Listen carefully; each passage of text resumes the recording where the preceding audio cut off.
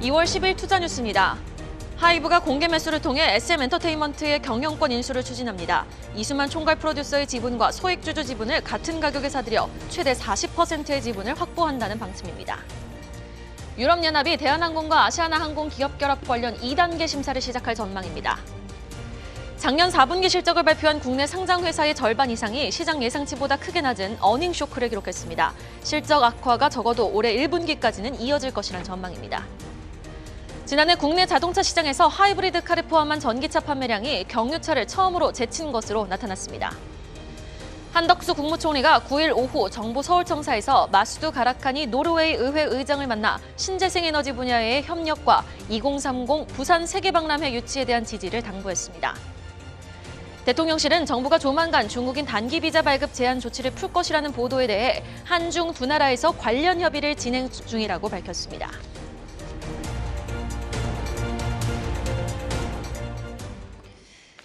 개장 전 미리 투자 뉴스 확인하고 전략 정비해보는 시간이죠. 세 분과 함께합니다.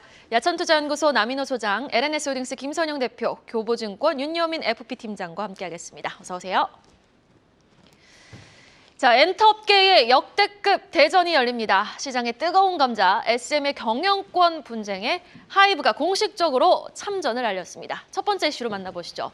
지금 바로 개장 전의 속보를 통해서 또 뉴스가 들려왔습니다. 하이브 SM 최대 주주 이수만 프로듀서의 지분과 함께 공개 매수 단행을 결정을 했습니다. 네, 맞습니다. 방금 이제 브레이킹 뉴스가 나오면서 제가 오늘 준비한 내용이 사실 거의 반 이상 거의 쓸모가 없게 됐는데요. 일단은 사실 전 처음에 이 소식을 접했을 때 내용이 사실 2021년도가 나온 적이 있습니다. 그때 당시에 이제 하이브, 네이버 그리고 이제 YG 엔터테인먼트 연합이 이수만 이제 현 총괄 프로듀서 쪽에 이제 들어가서 경영권 방어할 수 있다 뭐 이런 얘기가 예전부터도 있었는데 사실 하이브가 실제로 이제 돌을 던졌습니다. 보니까 지분 최대 40% 개인 투자자 지분과 이수만 프로듀서의 어떤 지분까지 합해서 40%를 7천억에 매수하겠다라고 이제 공식적으로 얘기를 했는데요. 일단 상황 자체가 굉장히 좀 재밌어지고 있는 것 같습니다. 사실 근데 잘 아시겠지만 이제 이 하이브 쪽에서는 뒤에 네이버와 커넥션이 있기 때문에 이게 사실상 싸움은 카카오와 이제 얼라인 파트너스 그리고 이제 네이버와 하이브, 이수만 그리고 YG가 있는지 모르겠지만 이 정도의 어떤 연합이 맞선다라고 좀 보시면 될 것 같고요. 일단 굉장히 재밌어질 것 같습니다. 최근에 좀 파이를 좀 키우고 싶어하는 카카오가 이제 굉장히 강한 상대를 만났기 때문에 이 부분을 과연 시장이 어떻게 받아들일지 한번 체크해 보시면 좋을 것 같고요.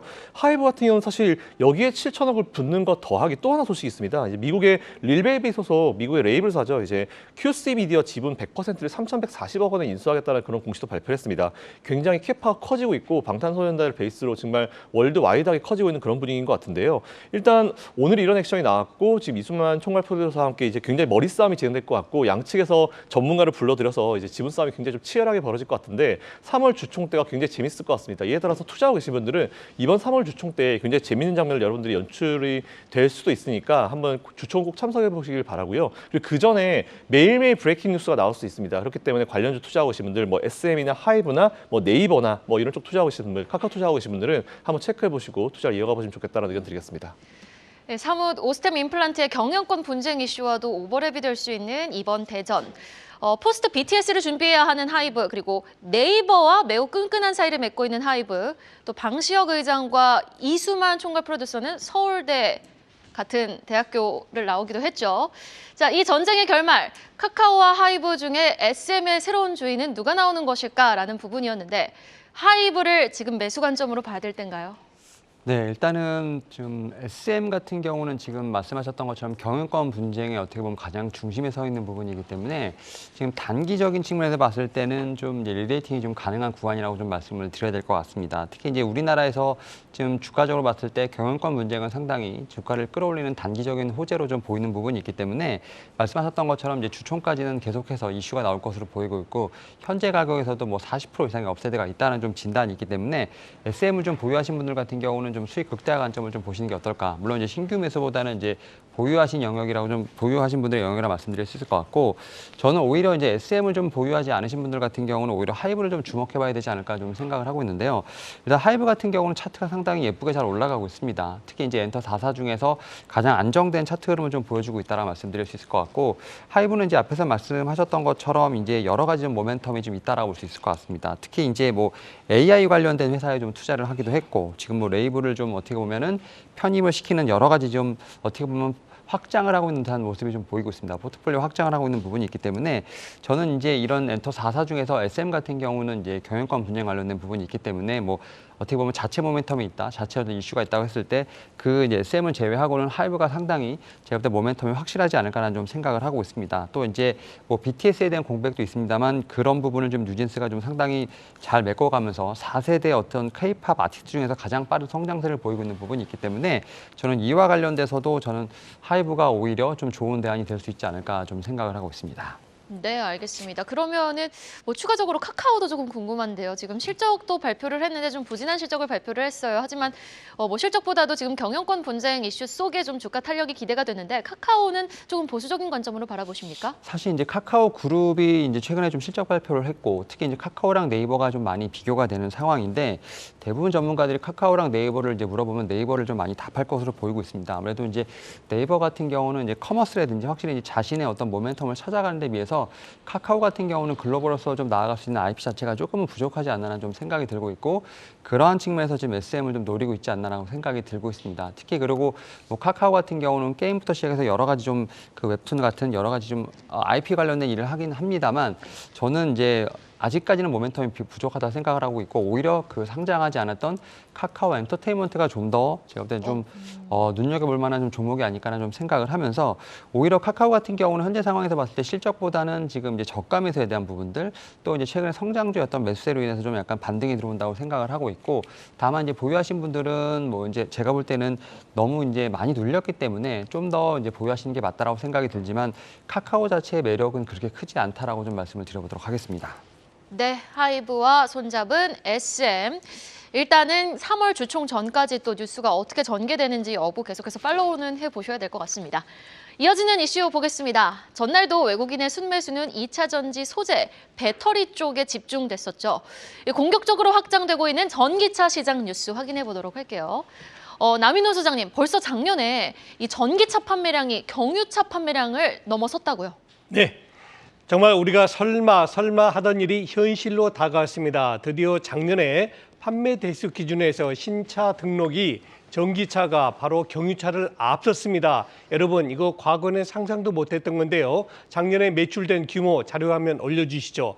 네, 지금 가운데 있는 게 경유차입니다. 작년에 33만 대가 신규 등록이 됐고요. 바로 오른쪽이 전기차인데 얼마입니까? 44만 대입니다. 지금 28% 증가했죠. 이게 끝이 아닙니다, 여러분. 가장 왼쪽에 있는 게 뭡니까? 80만 대 신규 등록한 게 휘발유차입니다. 제가 여기서 여러분께 말씀드리겠습니다. 앞으로 3년 이내에 저 휘발유차 80만 대보다 오히려 가장 오른쪽에 있는 전기차 44만 대가 더 높아질 수 있다. 지금 작년이 바로 경유차를 이겼고 앞으로 3년 내로 휘발유차, 내연기관차보다도 전기차가 판매 대수가 더 많아질 수 있다. 이 말씀 드리겠습니다. 제가 아주 오래전에 그 호주, 오스트레일리아에 간 적이 있었는데요. 그때 보니까는 우리나라는 휘발유 가격 1,000원이고 경유가 500원이었어요. 근데 호주는 오히려 경유 가격이 더 비싸더라고요. 제가 참 이해가 안 갔는데 지금 주유소 가보십시오. 경유가 휘발유보다 더 비쌉니다. 이렇게 경유차가 줄어든 이유 제가 설명드린 거고요.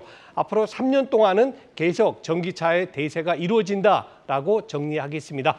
네, 앞으로는 계속해서 전기차의 시대가 전개될 것이다. 3년간의 전기차 시대가 좀 기대가 된다라고 말씀해 주셨는데요. 지금 기사 보면요. 하이브리드카 안에서도 순수 배터리 전기차 점유율이 10%에 달하게 됐다라는 소식도 함께 들려왔는데 이렇게 전기차 판매량이 예상치를 뛰어넘자 2차 전지 소재주들의 신고가 경신은 이어지고 있는데요. 그 중심에는 바로 공매도 투자자들의 쇼트 스퀴즈가 있다고요? 네, 그렇죠. 자, 여러분 조금 더 이어서 말씀드리겠습니다. 어제 우리 시장을 그래도 미국 시장의 급락에 비해서 우리가 비교적 견조했지 않습니까? 그 이유가 뭘까요? 2차 전지주였죠. 2차 전지주가 그렇게 급등했던 이유가 뭘까요? 여러 가지 있습니다. 실적도 좋고 MSCI 종목 편입도 되고 등등등 있지만 저는 가장 눈여겨봤던 게 뭐냐? 바로 숏스퀴즈입니다. 이게 무슨 소리냐? 공매도 쳤던, 즉 2차 전지 앞으로 뭐 테슬라 움직이는 거 보니까 당분간 쉽지 않을 것 같아 하고 기관 투자가들이라든가 큰 손들이 공매도를 쳤죠. 그런데 오히려 어제 주가 수준 보셨죠? 연중 최고가일 뿐더러 52주 최근 1년 내 가장 고가 경신했습니다. 포스코케미칼이라든가 나노신소재 또 에코프로비엠 등 대부분의 그런 2차 전지주 급등세 보였기 때문에 저도 과거 경험이 있습니다만 여러분 주식을 사가지고요 주가가 내려가죠 그러면 참을 수 있습니다. 그런데 반대로 주식을 매도 쳤죠. 뭐 일종의 공매도라 그러죠.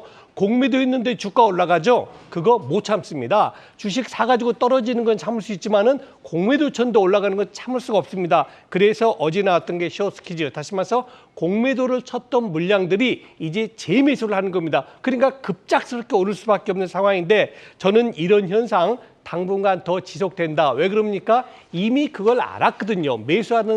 매수하는 측에서 지금 공매도 세력들이 우리가 가격 올리면 올릴수록 더 빨리 사야 된다는 걸 알았기 때문에 당분간 2차 전지와 전기차에 대한 관심도 제가 늘 말씀드리지만 최소한도 여러분 포트폴리오의 10%는 가지고 계셔야 된다. 다시 한번 정리하겠습니다. 네. 지금까지도 좋았지만 3월도 지금 2차 전지 관련주들의 흐름 기대되는 이벤트 많거든요. IRA법 시행령 구체적으로 발표되죠. 그리고 테슬라의 인베스터 데이도 3월에 예정되어 있는 만큼 우리는 지금 2차 전지 관련주들의 추가 상승 여력을 기대해 봄직한데 상승 탄력 에코프로라든지 에코프로 BM 포스코케미칼 제대로 받았습니다. 지금 시점에서 긍정적으로 지켜볼 만한 소재주는 어떤 종목일까요?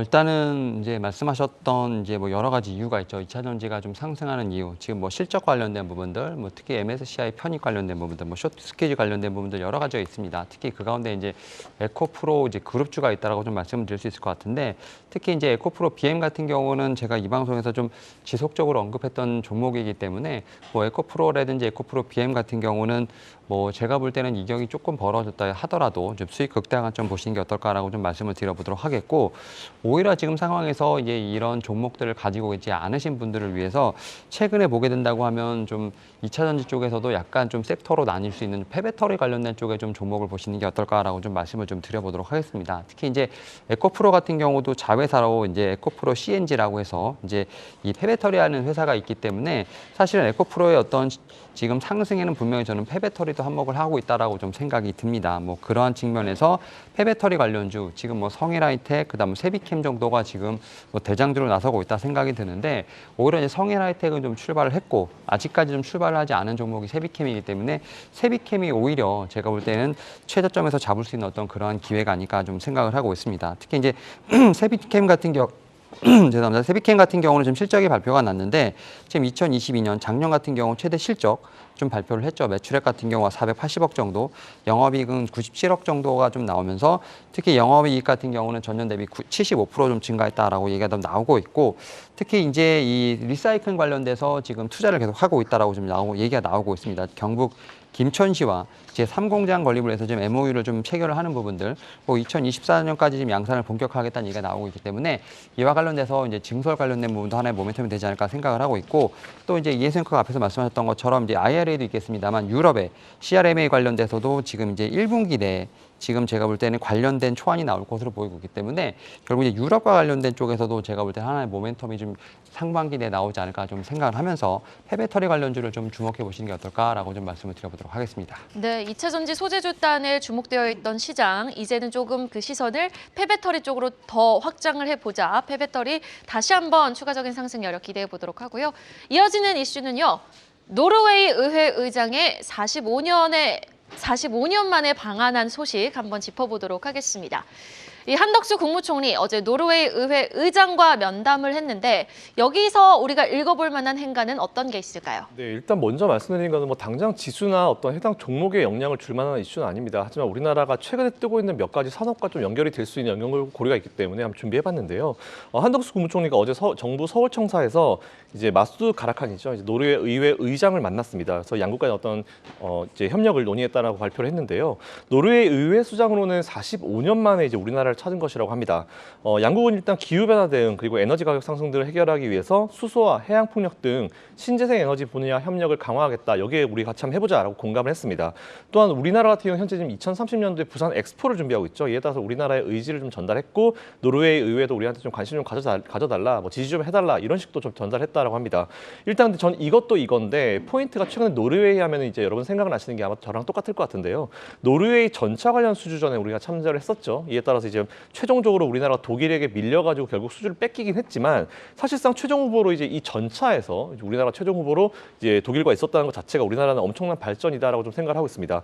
하지만 사실 이게 실제로 수주를 따내려고 하면은 어떤 기업의 이제 문제도 중요하긴 하지만 각국 간의 관계가 굉장히 중요합니다. 해외에서 수주를 딸 때 이제 각국 간의 관계도 굉장히 중요한 역할을 하고 있기 때문에 이런 노르웨이와의 어떤 관계를 돈독히 해놓는 게 나중에 우리나라가 노르웨이부터 어떤 전차를 수주한다든지 아니면 다른 어떤 K방산 관련 수주를 한다든지 이런 부분이 중요하기 때문에 이런 부분들은 좀 중요할 것 같고요. 제가 봤을 때 뭐 비공식 면담에서 이런 얘기가 나왔을 수도 있지 않겠나라고 개인적으로 생각하고 있는데 어쨌든 어떤 분야에서든지 해당 나라와 같이 한번 얘기를 잘 해놓는 것이 전반적인 어떤 산업 발전에 굉장히 좋은 일입니다. 이에 따라서 여기서 조금 관련돼 있는 산업을 우리 한번 체크해보고 투자를 해보시되 당장은 영향을 미칠 요인은 아니지만 그렇다 하더라도 한번 엮인 적이 있기 때문에 앞으로도 엮일 수 있으니까 그 부분 참고하시고 투자해보시면 좋을 것 같습니다. 네, 이렇게 수소, 해상 풍력 같은 신재생 에너지 분야 협력에 공감을 한 한국과 노르웨이, 뭐 오늘 당장 크게 주가에 상방 압력을 주진 글쎄요, 못할 수 있겠지만은 사실 AI라든지 2차 전지 소재주단의 수급이 너무 쏠리면서 신재생 에너지가 많이 소외되지 않았습니까? 좀 가져야 돼요. 어떤 종목 좀 유력하게 보세요? 네, 일단 저는 어제 2차 전지가 좀 오르면서 사실 신재생 쪽에 약간의 좀 수급은 좀 봤습니다. 특히 이제 제가 이 방송에서 뭐 에코프로비엠과 마찬가지로 많이 외쳤던 풍력 관련된 종목들이 조금 움직였다고 볼 수 있을 것 같은데 특히 이제 노르웨이와 지금 의장 면담에서도 저는 이제 좀 여러 가지 좀 분야에서 언급이 있었습니다만 좀 힌트를 얻는다면 수소라든지 해상 풍력 관련된 신재생 에너지 분야에서 양국 간의 어떤 협력 심화 필요성에 대한 공감을 했다는 점에서 봤을 때 결국 이제 신재생 에너지 관련된 부분은 다시 한번 또 화두로 좀 올라올 수 있지 않을까 좀 생각을 하고 있고 그 안에서 제가 계속 말씀드렸던 건 이제 삼강 M&T라는 종목인데 이 종목 같은 경우도 분명히 이에 따른 수혜가 예상된다라고 말씀드릴 수 있을 것 같습니다. 특히 이제 삼강 M&T에 관련돼서는 여러 가지 좀 변화가 있다라고 말씀드릴 수 있을 것 같은데 일단 SK 오션 플랜트로 사명이 변경된다고 합니다. 그리고 이제 올해 상반기 목표로 코스닥에서 이제 코스피 이제 유가증권 시장으로 이전 상장도 추진하는 부분이 있기 때문에 이와 관련돼서 지금 삼강 M&T 같은 경우는 큰 변화가 있지 않을까라는 좀 생각을 하고 있고요. 특히 이제 SK 그룹에서 상당히 이 신재생 관련된 쪽에서 많이 신경을 쓰고 있는 상황이기 때문에 거기에 핵심 좀 자회사가 되지 않을까라는 좀 생각을 하고 있습니다. 여기다 또 실적과 관련된 부분을 좀 말씀을 드리면 사실은 이제 지난해 같은 경우는 이미 3분기 누적 매출이 한 5,200억 정도가 됐는데 이게 2021년 총 매출을 이미 넘어선 상황이라 볼 수 있을 것 같습니다. 결국 뭐 영업이익 같은 경우도 좀 거의 그러한 케이스이기 때문에 매출과 영업이익 같은 경우는 이미 지금 2021년을 넘어서는 2022년의 실적이 나오지 않을까 좀 계산을 하고 있고요. 특히 최근에 보게 되면 국내에서도 지금 이제 국산화 쪽 뭐 해상풍력 하부 구조물 관련된 여러 가지 좀 이슈들이 있는 부분이 있기 때문에 저는 지금 상황에서 2차 전지에 관련된 어떤 수급들이 신재생으로도 분명히 나올 거가 있지 않을까 좀 생각을 하면서 그 안에서도 풍력 관련된 종목들 분명히 눈여겨봐야 되지 않을까 생각하고 있습니다. 네, 에코프로비엠과 에코프로 뭐 계속해서 긍정적인 관점을 제시해 주셨는데 지금 주가 고공행진하고 있거든요. 이에 쏠리고 있는 수급, 신재생 에너지까지 좀 확산되길 한번 기대해 보도록 하겠습니다. 자, 중국이 위드 코로나로 전환을 하면서요. 카지노 3사의 주가 상승세도 지속될 것이다라는 관측이 나오고 있습니다. 어떤 이야기인가요? 네, 지난 2019년도 코로나 이전 수준으로 카지노 3사의 시가총액이 다 만회를 했습니다. 카지노 3사, 우리가 파라다이스, GK, 롯데, 관광개발을 꼽을 수 있겠죠. 저는 이렇게 봅니다. 저는 카지노 가본 적이 없는데 잘한 건지 못한 건지 잘 모르겠습니다만 일단 이 3사에 대한 매출이 더 커질 가능성이 크다라고 봅니다. 왜 그러냐면요. 작년에 일본의 VIP 관광객들이 많이 왔는데 일본 관광객의 증가세보다도 이런 카지노 관광객들이 현금을 칩으로 바꾼답니다. 그걸 드롭액이라 그러는데요. 이 드롭액의 증가세가 더 커진다는 얘기입니다. 이게 무슨 뜻이냐면은 일반적인 카지노 그런 출입객보다는 VIP들, 큰 손들이 많이 온다는 거죠. 그렇게 되면은 카지노의 매출은 점차 커질 수밖에 없겠고, 최근에 발표됐죠. 어젠가 그제 발표됐죠. 중국이 이제 단기 비자를 해소함에 따라서 이제는 중국 인민들이 한국에 많이 오시게 되겠죠. 또 동남아, 베트남이라든가 말레이시아라든가 싱가포르, 인도네시아 이런 그 눈을 볼 수 없는 국가들에서 많은 그 국민들이 우리 대한민국을 방문할 가능성이 커집니다. 그래서 당분간 카지노 3사에 대해서 최근에 주가는 조금 올랐어요. 그런데 좀 더 긴 안목으로 본다면은 여전히 관심이 필요하다라고 말씀드리겠습니다. 네, 또 이 이슈를 우리가 오늘 국내 증시에서 살펴봐야 되는 게 밤사이에 뉴욕 증시에서 리오프닝, 카지노, 리조트 관련주들이 일제히 강세를 보였거든요. 미국이 5월 11일 날 코로나 비상사태를 전격 종료할 것이다라는 준비에 들어간다라는 소식이 나왔습니다. 카지노 관련주 중에 탑픽을 꼽자면은 어떤 종목이 있을까요? 저는 GKL 좀 말씀을 좀 드려보도록 하겠습니다. 아무래도 이제 앞에서 말씀하셨던 것처럼 실적에 대한 턴어라운드가 분명히 기대되는 종목이라 말씀드릴 수 있을 것 같고, 일단 작년 4분기 지금 실적이 지금 발표될 것으로 보이고 있는데, 일단 영업이익 같은 경우 71억 정도 흑전을 좀 기록할 것으로 보이고 있고, 특히 이제 매출 같은 경우 약 1,000억 정도를 좀 기록할 것으로 보이고 있는데, 일단 영업이익은 흑자 전환, 그리고 매출액 같은 경우는 전년 동기 대비 350% 증가를 하면서 지금 이제 코로나 이후에 최대 분기 실적을 달성하지 않을까라는 좀 예상을 하고 있습니다. 사실 이제 3년간 좀 적자를 좀 지속했던 부분들, 작년 이제 3분기를 지점으로 해서 지금 빠르게 좀 턴어라운드가 되고 있고, 특히 이제 작년 4분기 같은 경우는 분기 최대 실적을 달성한다는 것 자체는 그만큼 회복 속도가 상당히 빠르다라고 볼 수 있을 것 같고, 또 이제 앞에서 말씀하셨던 것처럼 이제 VIP를 좀 대상으로 하는 수익 구조이기 때문에 사실 수요가 좀 비탄력적일 수 있습니다만, 주가 같은 경우는 그에 반해서 좀 더 빠르게 올라올 수 있는 좀 그러한 구조라고 말씀드릴 수 있을 것 같습니다. 여기에 또 이제 중국 관련된 이슈가 분명히 있겠습니다만, 중국의 출입국 규제가 좀 있는 상황에서 보게 된다면 카지노의 어떤 산업 같은 경우는 일단은 일본의 어떤 방문객 수에 좀 크게 좌우될 가능성이 상당히 높습니다. 다만 이제 중국의 리오프닝 관련된 부분들 같은 경우는 빠르면 2분기, 늦어도 하반기 정도는 가셔야 될 수 있는 부분이 있기 때문에 좀 길게 놓고 보게 된다면 그러한 실적이 확인되는 순간에 다시 한번 제가 볼 때는 주가가 좀 튈 수 있는 그러한 부분은 충분히 있지 않을까라는 좀 생각을 하고 있습니다. 이에 따라서 현재 상황에서는 일본 VIP의 어떤 좀 매출, 또 좀 지날수록 또 중국의 어떤 VIP의 어떤 매출이 좀 더해지는 부분이 있기 때문에 현재 상황에서 충분히 좀 업사이드가 있는 종목이 아닐까라는 좀 말씀을 드려보도록 하겠습니다. 네, GKL 주목해 보겠습니다. 자, 마지막 기사는요, 실적 이야기로 마무리해 보도록 하겠습니다. 작년 4분기 실적을 발표한 국내 상장 회사의 절반 이상이요. 물론 4분기 워낙 부진한 실적을 발표합니다, 보통. 그러나 시장 예상치보다 지금 많이 크게 절반 넘게 어닝 쇼크를 기록했다는 기사가 나왔어요. 실적 리뷰 좀 한번 해볼까요? 네, 실적 좀 많이 가보겠습니다. 한 7개 기업 정도 준비해봤는데요. 일단은 사실 이번 실적 같은 경우는 정말 극과 극의 반응이 좀 나왔습니다. 사상 최고의 실적을 기록한 기업이 있는 반면에 영업이익을 기록한 굉장히 안 좋은 실적을 기록한 기업들, 특히 수십 년 만에 적자를 기록한 기업까지 있는데 하나하나 좀 가보겠습니다. 일단 실적이 잘 나온 기업 먼저 가볼게요. 일단 농심과 삼립이 작년에 매출 3조 클럽에 진입했다는 소식이 나왔습니다. 근데 이거는 인플레이션의 순기능이라 보시면 될 것 같은데, 제가 예전에 몇 달 전에 한번 설명드린 적이 있습니다. 작년에 러시아 우크라이나 이슈 때문에 원자재 가격이 다 올라가면서 팜유가 많이 올라갔습니다. 그러면서 라면 가격이 올라간다, 과자 가격이 올라간다, 굉장히 걱정이 많이 했었죠. 근데 그 이후에 제가 뭐라고 했냐면은 원자재는 언제까지 올라가지 않는다. 이게 안정화되게 되면은 과연 한번 보자. 그 기업들이 파는 제품의 가격을 내릴지, 절대 내리지 않을 것이다. 그렇게 되면은 원래 100원에 판매하던 게 120원, 130원에 판매하게 되면은 원자재는 원점으로 돌아왔는데 판매는 그대로 되고 있고 가격이 올라갔기 때문에 기업들의 입장에서는 매출이 증가할 수밖에 없는 현상이고, 이게 인플레이션의 긍정적인 효과고, 인플레이션을 우리가 굳이 나쁘게 보지 않아도 되는 이유다라고 설명했는데 그 효과가 드디어 나오고 있습니다. 이에 따라서 실적들 한번 기대해 보시면 좋을 것 같고요. 두산그룹 얘기 한번 해보겠습니다. 두산그룹 같은 경우는 최근에 이제 3년 만에 영업이익 1조를 돌파했다는 소식이 나왔습니다. 근데 그간 리프레시 좀 잘한 것 같아요. 사실 두산그룹 같은 경우는 이제 일부 그 기업의 어떤 매각까지 고민하면서 굉장히 위기 상황이었는데 잘 이겨냈다 정도로 이제 증거 정도로 생각하시면 될 것 같은데, 하지만 앞으로 모니터링은 계속 해야 된다는 부분 체크해 보시면 좋을 것 같습니다. 그리고 LIG 넥스원 한번 보겠습니다. 사상 최대 실적 당연하겠죠. 작년에 K방산 엄청난 실적을 거뒀고요. 수주 잔고 역시 처음으로 10조 원을 돌파했다는 소식이 나왔습니다. 그리고 추가적으로 어제 설명드렸는데 카이 인수전과 관련해서 이거 지면 안 되겠죠. 꼭 이겨야 됩니다. 그래서 LIG 넥스원은 여러분들 계속 관심을 가지시되 카이 인수전과 관련해서 과연 하나그룹과 얼마나 대결 구도가 이어가고 있는지 한번 체크해 보시면 좋을 것 같고요. 그다음 하나금융 가보겠습니다. 순이익이 3조 6,257억 원. 은행주 작년에 정말 신났습니다. 재작년에 증권주를 보는 기분이죠. 일단은 뭐 당연히 금리 인상 효과가 나오면서 순이자 마진이 증가했습니다. 이에 따라서 은행 관련 기업들, 특히 우리나라는 미국과 다릅니다. 미국은 IB가 있기 때문에 뭐 순이자 마진이 증가해도 이제 실적이 증가하지 않는 은행주들이 있는 반면에 우리나라 기업들은 대부분이 순이자 마진이 증가하게 되면은 이제 금리 인상 효과를 얻기 때문에 은행주들 사실 작년에 굉장히 좋을 겁니다. 하지만 이게 과연 올해도 이어질지에 대한 부분은 여러분들이 의문을 가지고 한번 생각해 보실 필요가 있을 것 같고요. 이번에는 실적이 좀 부진하게 나온 기업들 한번 케이스 보겠습니다. K카 같은 경우는 영업이익 30%가 줄었는데도 불구하고 오히려 배당은 그대로 유지했습니다. 이거는 힘든 상황에서도 주주 친화 정책을 이어간다는 측면에서 봤을 때는 제가 좀 높은 점수를 주고 싶다라는 부분이고요.